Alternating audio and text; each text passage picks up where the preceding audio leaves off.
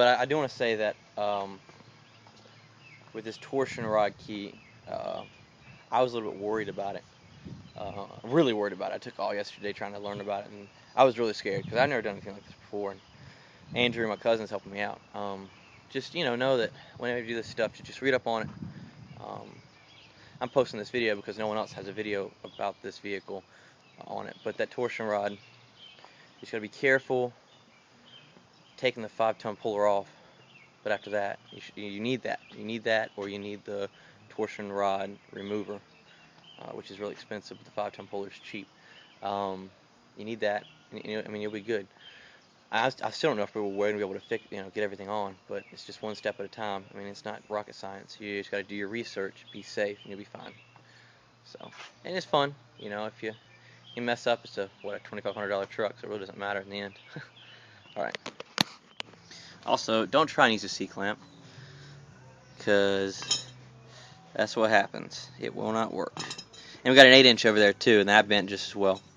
So definitely go out and get you a 5-ton puller, or the torsion bar puller if you want to spend $136. But you can normally rent a 5-ton puller, or buy one for $30. How much do we spend on ours? 30, yeah. Alright, so here we are. Let's do torsion bars. And turn on the flashlight again. Alright. We got the new keys on here, and look at the difference in the new keys. That's the new key. If you still have the old key on, the difference. Alright, so what we're going to do is we got to put this, we just clean this cross member. We're about to bolt it back up. We got to hook these back in. So we're going to get to it and then show you what happens at the end. Alright, so now we're just got this cross beam up. We got the keys in there. I mean they slid right in, no problem. Andrew did it all. I've been working up front, just tightening it down. Got it back in place. Really easy. Alright, so you see, we've already got that key on. Now we're just throwing this back on. Already got the key up and in there. ELC right up in there where we got the clamp at. And then your bolt's going to go up into there. So we got this thing clamped down. We're going to tighten it up, see what happens. Andrew's already done that. And you see what we did for safety here, because this thing can go crazy, is I got a cheater bar here. Now I'm setting up on top of a tire in case it goes. I don't want to lose my feet.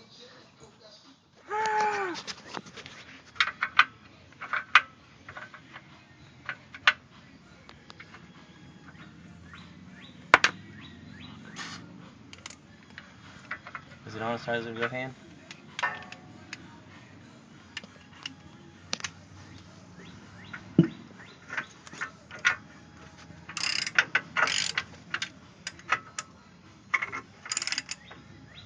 That screw just goes into the crossbar right there.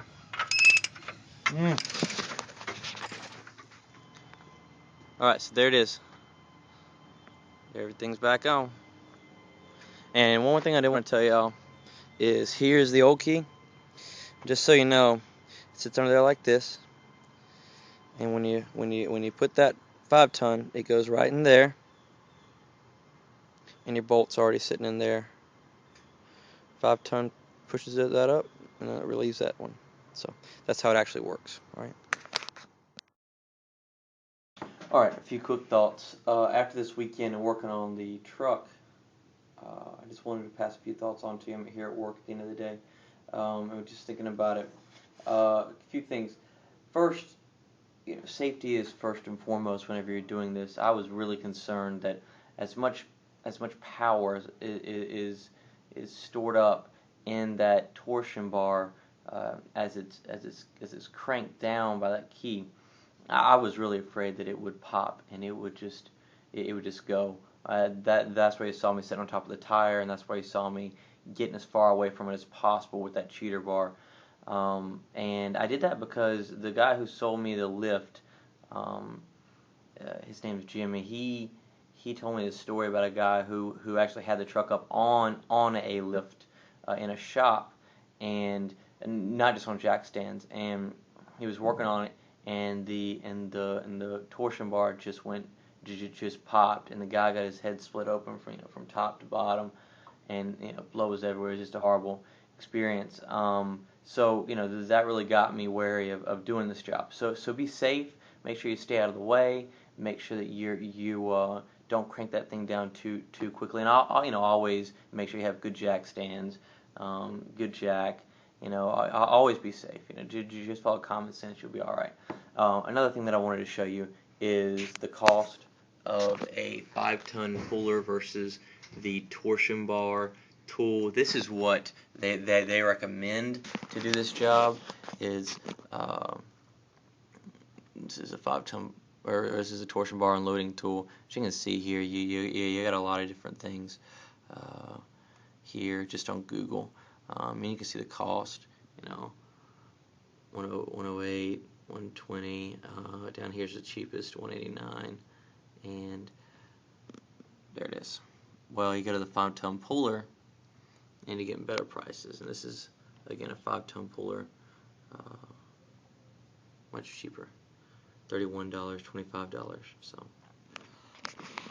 again, it worked just as well on other models. On Dodges, I've heard that it won't work, and I'm not sure how to work on Fords or Toyotas, but just know that 5-ton puller does work, and it works well. A lot cheaper. So, and oftentimes you can rent one from Advanced Auto or AutoZone.